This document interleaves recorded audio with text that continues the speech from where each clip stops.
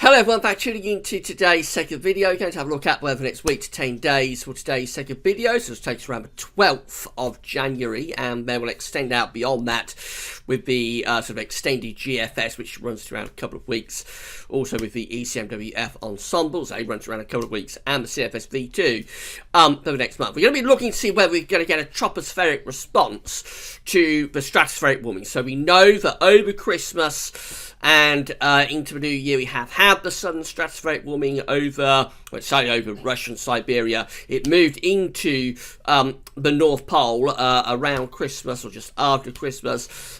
So the solar winds have now reversed at 10 HPA. I saw a tweet, which I'm going to start the video off with, yesterday, saying that the solar winds had just gone into reverse. Yesterday, that's going to remain the case for a few days. At 10 HPA, the solar winds will be in reversal. I think then we got to look to the troposphere to see whether we are going to get any tropospheric response to this sudden stratospheric warming, and if we do, what will it be, and where will the blocking area of high pressure set up? That's the kind of thing we're going to be looking out for in the next week or two. So I'll get on that for you very shortly, just to say that today's first video was the 5-day forecast. So 5-day forecast has been released. Have a look at that and see what's going on. Not much, I have to say. High pressure is going to be in control. It's going to basically be a case of chasing around areas of cloud and sunny spells. So have a look at that anyway when you're done with the weather for the next week to 10 days. Right, so we'll get on with the video. I'm going to start off with this tweet. This is from Marco Petagna at the UK Met Office. Saw this on Twitter yesterday. The zonal mean zonal wind to 10 HPA, 65 degrees north, has just reversed from west to east, indicating, as we already know, a major sudden stratospheric warming, hashtag SSW. Whilst warming has ended at 10 HPA, warmth continues to permeate down and heat the 30 HPA pressure level. Ongoing positive signs for surface weather impacts for the UK around the middle of the month. So, the winds have gone into reverse after this major southern stratospheric warming. The south winds are looking at 10 HPA in terms of the temperature over the North Pole in the stratosphere at the moment. This is from the JMA. And we can see we have the southern stratospheric warming just before New Year. I think the warmth really hit the 10 HPA level of the North Pole around the 28th, 29th of January. It can never maintain that level of warmth for very long, so we are already starting to drop backwards now. We've gone from kind of like minus 10 around the 29th of December to yesterday, New Year's Day, down to around minus 23, something like that. So temperatures are already dropped. But of course, way above average, the grey line is the trend for this point of the year, and obviously we are way above that. However, as that tweet that I just showed you says, it is still warming up at 30 HPA. So let's go lower down to 30 HPA, a little bit closer to the troposphere, and that's what we see. So again, this major southern stratospheric warming is continuing lower down at 30 HPA in the stratosphere. We're now somewhere around minus 40 to minus 30, something like that, degrees at 30 HPA. That may have another day or so of significant warming still to go as well. Excuse me. So we might get up to around minus 30 at some point in the next day or so. So, we've had this major warming of the stratosphere, and we've sent the zonal winds into reverse. They're going to stay in reverse for some time. This is from weatheriscool.com. Various lines I haven't got time to tell you all about at the moment, but what you really need to know is that the black line here is kind of like the trend line this time of year. This is looking at the zonal winds at 10 HPA. This blue line is this season. So the blue line is how the temperature at 10 HPA has been performing through the course of this season, the zonal wind, I should say, 10 HPA. And then the green lines, they are the GFS ensembles. You can see that the zonal winds are just into reverse now. They're going to drop further, weaken further over the next few days. So we're going to keep several days going of reversed zonal winds at 10 HPA, which is quite significant and could have quite significant impacts on the polar vortex if this permeates down to 30 HPA and then permeates down to the troposphere. We should see a significant weakening of the polar vortex with those zonal winds being in reverse. ECWF is also showing this reversal of the zonal winds at 10 HPA. So this is from the University of Berlin. This is showing the wind and fluxes for this season. We're looking at 10 and 30 HPA. So the blue line here is 10 HPA. The red line is 30 HPA.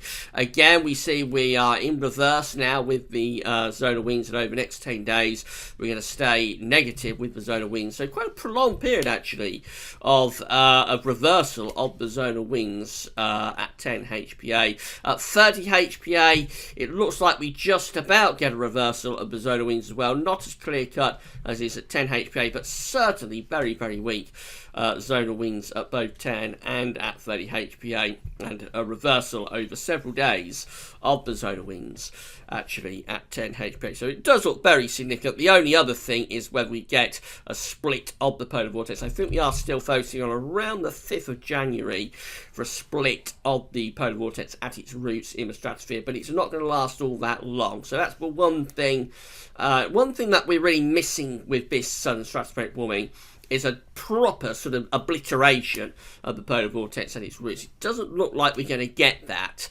But otherwise, everything else looks pretty good. And so now we're going to start thinking about what the tropospheric response to this southern stratospheric warming might be. So we're going to have to keep a very close eye on the Arctic oscillation observed and forecast chart. I imagine we'll be keeping an eye on this, monitoring this pretty much every day over the next 2 or 3 weeks. So the black line here tells us where we've been with the AO, the red line's at the end, where the GFS ensembles are forecasting the Arctic oscillation to go. It's just an index that's reflecting the state of the atmosphere. It's not driving anything, it just tells you what the atmosphere is doing. When the Arctic oscillation is positive, then you're going to be having low pressure up over the pole. You have low pressure over the pole, you'll tend to strengthen the Azores high, and so a positive Arctic oscillation tends to be associated with increased westerlies through the northern hemisphere, particularly across the Atlantic and into Europe. So positive phases of the AO tend to coincide with milder winter weather in the UK and Europe. Whereas when the AO goes negative, it's going negative because there's an area of high pressure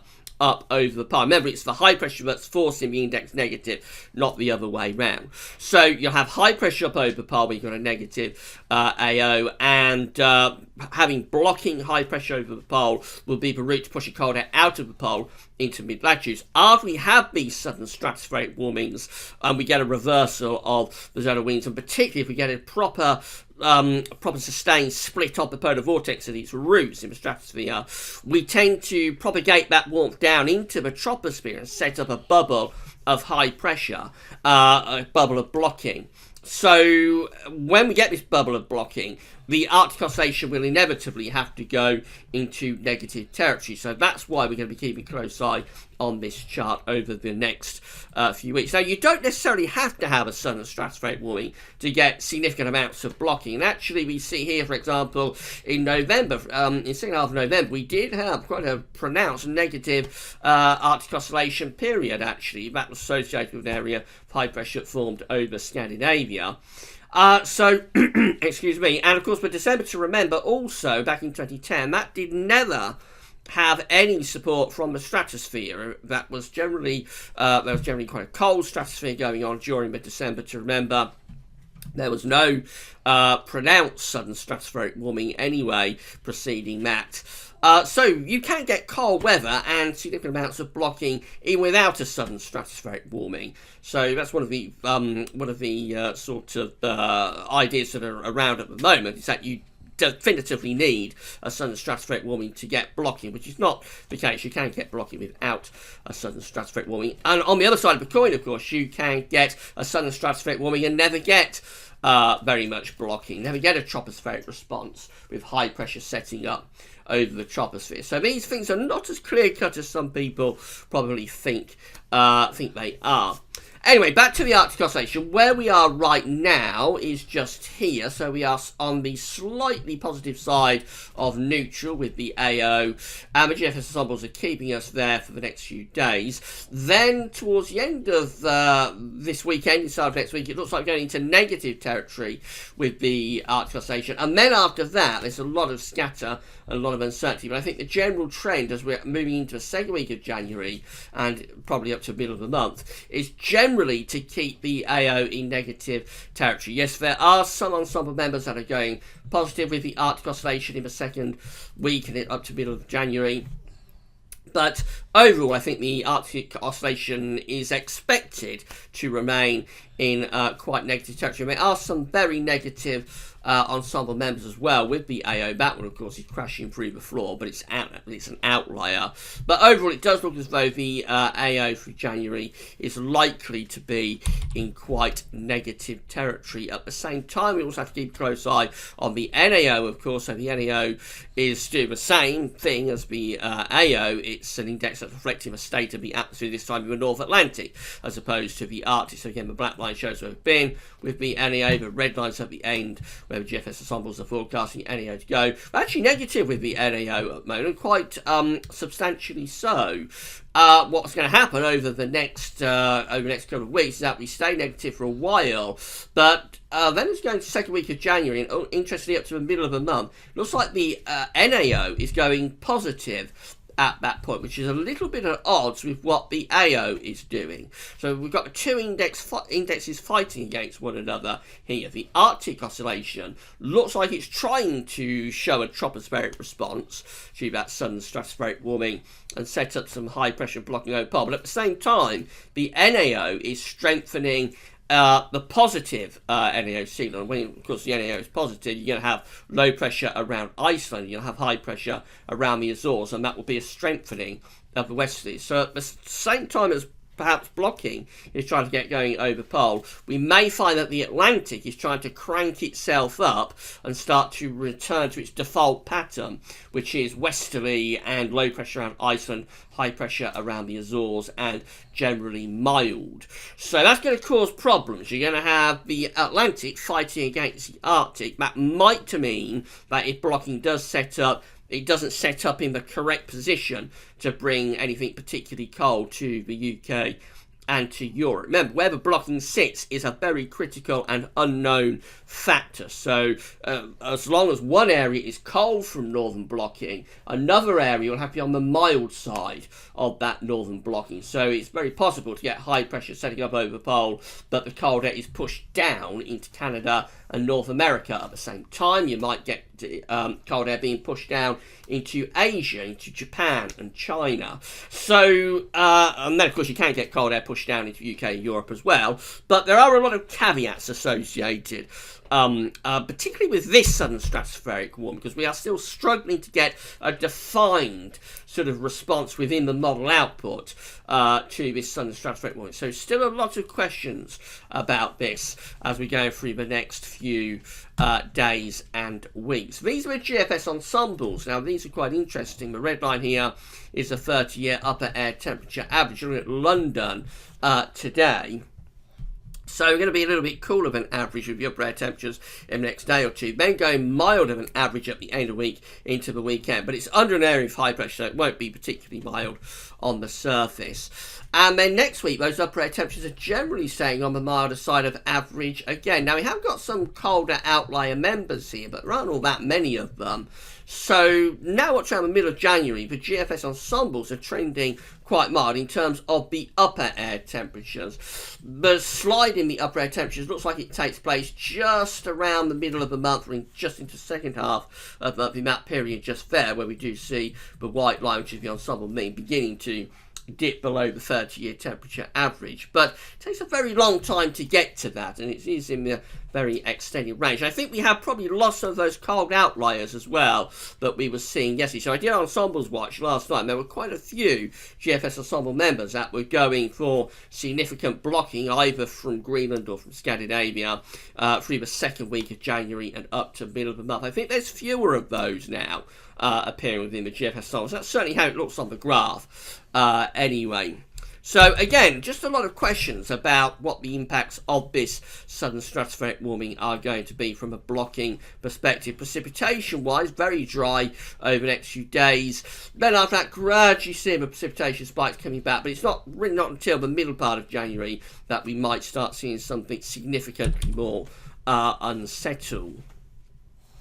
Temperature anomalies are actually coming out a little bit colder than average for England and Wales. However, this is due to an inversion that's going to be taking place underneath the area of high pressure over the next few days, producing, when skies are clear, producing frost and potentially fog too. So despite the upper air temperatures actually being quite mild over the coming few days, down on the surface, because we're under high pressure, it's the middle of winter, there's a scope for some pretty harsh overnight frost. And so the temperature anomaly from the 2nd through to the 10th of January for England and Wales is coming out a little bit colder than average. The Scotland North Line is coming out a little bit milder than average and still really dry. That's the big story, I think, over the next week from the 2nd to the 10th of January. Very dry conditions, and it's probably going to be, for some parts of the country, the last significant rain was probably the eve of Christmas Eve, December the 23rd, and probably up to the 10th of January there's going to be very little precipitation. So from the 23rd of December to the 10th of January, that's a long run of dry weather in the middle of winter. And of course we know that we have the very dry conditions through 2018 as well, started with that very, very hot summer, but the autumn was also very dry. So a little bit concerning really that we're seeing such dryness here. I say from some places 23rd of December and now seemingly going through towards certainly into the second week of January anyway, with very dry conditions. Not really what we want to be seeing after such a dry and hot summer and dry autumn. So again, a little bit concerning about that if it goes on for too long. Don't want to see that going on into February, March and April, because that will mean that we go into the summer 2019 with a significant rainfall deficit. Of course, we might have a wet summer and then it won't matter. But if we just have another hot and dry summer, following on from a hot and dry summer last summer and a dry autumn and then a dry winter, then that obviously would be quite worrying. Over in America, looking very mild there in the week ahead. This temperature anomaly from the 2nd to 10th of January in most parts of the states, away from the west anyway, coming out milder than average in the week ahead. Precipitation anomalies quite dry through these midwestern states, a little bit wetter in the east, also a little bit wetter in the west part of America, interestingly. Right, so this is how the GFS is looking for Saturday under an area of high pressure. Of course, this is all covered by the 5-day forecast. We keep that high pressure hanging around into the start of next week, but we do pick up more of an Atlantic feeder there through the early part of next week. That's turning things milder, but also feeding in lots of cloud, of course, from off the Atlantic. That's very similar to what we had over Christmas and up to New Year. Then into the middle of next week and the second half of next week, high pressure just continues to be quite close to us, gradually being eroded by these areas of low pressure in the Atlantic. And so by the time we get through to day 10, which is Saturday 12th of January, we do look quite unsettled actually. It's pretty flat, we're in a westerly wind and the Atlantic is pushing this high pressure back down towards the Azores. In the more extended range, it starts to turn colder. So this is Monday the 14th of January when we're beginning to get a pretty chilly northwesterly blast coming along. And then we get through to the 16th of January, and winds are actually turning into the north there, as we've got a mid-Atlantic ridge in the middle of the Atlantic and ridging up towards Iceland and Greenland. Not a true blocking feature. Then we get through to the 18th of January. That's as far as we can go. And we look pretty cold then. The winds are in from the north and the northeast. Again, this is not a genuine northern blocking feature. It's just a mid-Atlantic ridge that is inevitably going to collapse, actually. We've got this area.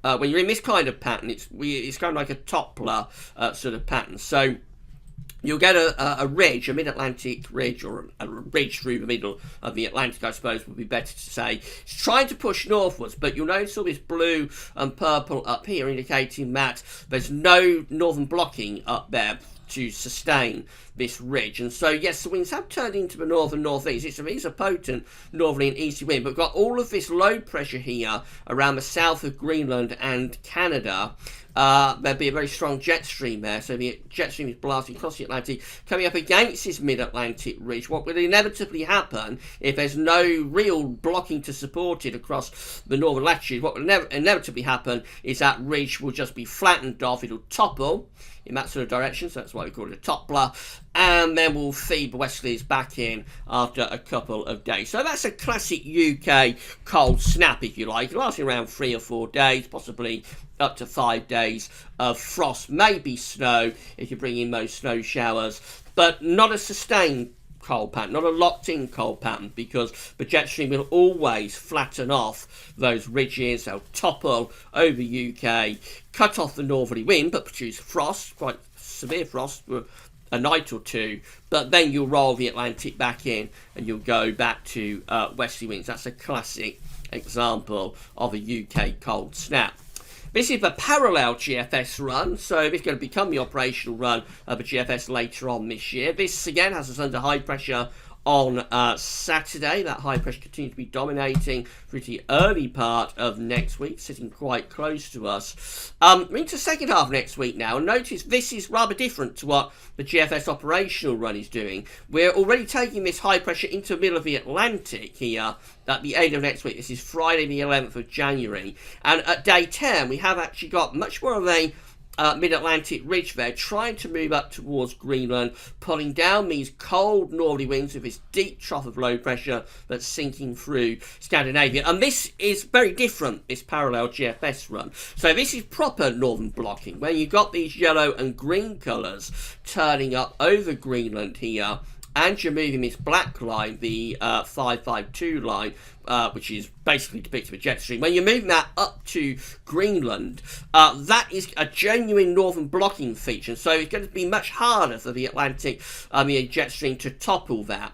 So we're in a northerly northeasterly wind here on the 13th of January, bitterly cold, and probably feeding down snow showers as well. And we just maintain this very cold pattern as we go into the extended range. Look at the upper air temperatures for Monday the 14th of January, bitterly cold with those northerly winds, and the blocking signal just actually strengthens into the second half of the month. So there we are on Friday 18th of January. Look at all that northern blocking that we've got, totally different to what the operational GFS was showing at this time. We've got these green and a little bit of yellow up there, colours, indicating genuine areas of high pressure to our north. We're bringing in a really cold east to northeasterly wind now at this point. So that's a prolonged and locked in cold spell. There's no quick route out of that. That high pressure is not going anywhere fast. It's certainly not going to be toppling anytime soon. So if it was to come off like that, then that would be a really prolonged cold spell that's setting up. Again, just shows how much uncertainty there is about what the impacts are going to be from this southern stratospheric warming. The GFS operational run is just a typical UK cold snap, and a toppler. The parallel GFS run is proper sustained, locked-in blocking, northern blocking, and cold weather through the middle and into the second half of January. ECMWF looks like that high pressure is across the country on Saturday and into the early part of next week. We do pull down a little bit of northerly around the middle of next week. That's not going to last very long. Overall, we just keep high pressure very close to the country with the ECMWF. That's how we look at day 10.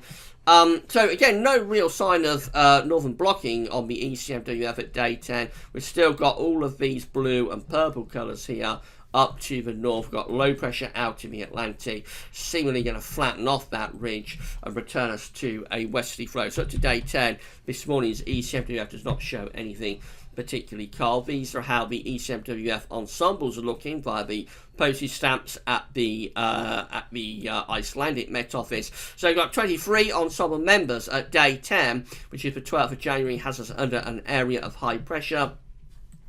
Got another 15 that has high pressure, kind of like out to the north, out to the northwest of the country, so their telling means a little bit mild, a little bit more unsettled actually, because there's a trough sinking down to our east. So a little bit colder with those ones. The Floma jet probably going something like that. And then we've got a further 13 that has us in a westerly with low pressure out to the west, bringing those westerlies in from off the Atlantic rather like that. That's at day 10.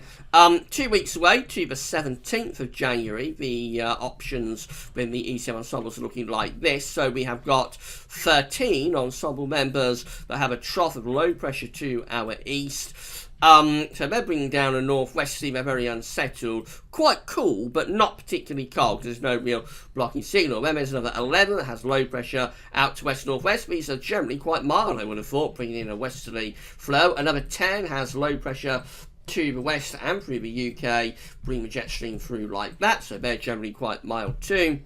Another 9 has high pressure over and just a little bit to the south again, so they're more settled, but they're still quite mild. The flow of the jet is going like that. And then we've got 8 that has low pressure over and to the south of the UK, and these ones do have a little bit more of a blocking signal. So there's a minority option, only 8 of them, that possibly show some sort of blocking around Greenland and so potentially colder conditions, but overall still not much sign up to 2 weeks away, not much sign within the ECM ensembles of any sort of notable northern blocking. Finally, CFS-V2, let's see if that's showing any blocking in the next month. So these are the 500 millibar heights broken down into week periods. The first week period would take us from the 2nd to the 8th of January. We know that the coming week will be dominated excuse me, again, will be dominated by high pressure, so lots of dry conditions coming up in the week ahead. Once again, that high pressure signal going into week 2, this is the 9th to the 15th of January, high pressure just over and slightly to the north of the country. That could be pulling in some quite cold air from the east, actually, that one, due to a position of the high pressure potentially just to the northwest of Scotland. Very settled conditions though. And then a real change takes place in week 3. This is the 16th to the 22nd of January. Has below average heights over and to the east northeast of the UK. A mid-Atlantic ridge going from the middle of the Atlantic to the south of Greenland. That will be pulling in the winds from a northerly direction, so that's unsettled and cold in week 3, I would have thought. And then week 4 looks like this. It's the 23rd to the 29th of January with a trough of below average heights, low pressure over the top of the UK. That ridge in the middle of the Atlantic has moved over towards the eastern side of Canada. And so this one's bringing in a more of a westerly flow, so unsettled, a little bit milder again there. Again, you'll notice no real blocking signal over the North Pole, no real sign of blocking around Greenland, no real sign of blocking around Scandinavia or Svalbard, no real sign of blocking over the North Pole itself. So the wait goes on to see whether we are going to achieve significant amounts of northern blocking from this southern stratospheric warming. If we do, we're also waiting to see where that northern blocking is going to sit. So all looking very, very inconclusive today. What we can say for definite is that the southern stratospheric warming, as we know, has occurred. The zonal winds at 10 HPA have reversed. We are going to get a very brief split of the polar vortex, I think, at its roots in the stratosphere around the 10th of January, around the 5th of January, I should say. But then we're just waiting to see what the response is, and it does look rather inconclusive between the model output at the moment, although I suppose it's still relatively early days, really. You wouldn't expect that much of a tropospheric response until like the middle and second half of January. So I think we have to wait a day or two longer, maybe another week to 10 days, keep monitoring the output and see what turns up. So that's how it's looking today. Now tomorrow we've got the January month-ahead forecast coming up. That's going to be a very tricky one to judge because we've got these conflicting signals with the model output. So we'll be attempting to do a forecast for January tomorrow anyway. And of course there'll be another week to 10 day video update as well. But that's all for now, and thanks for watching.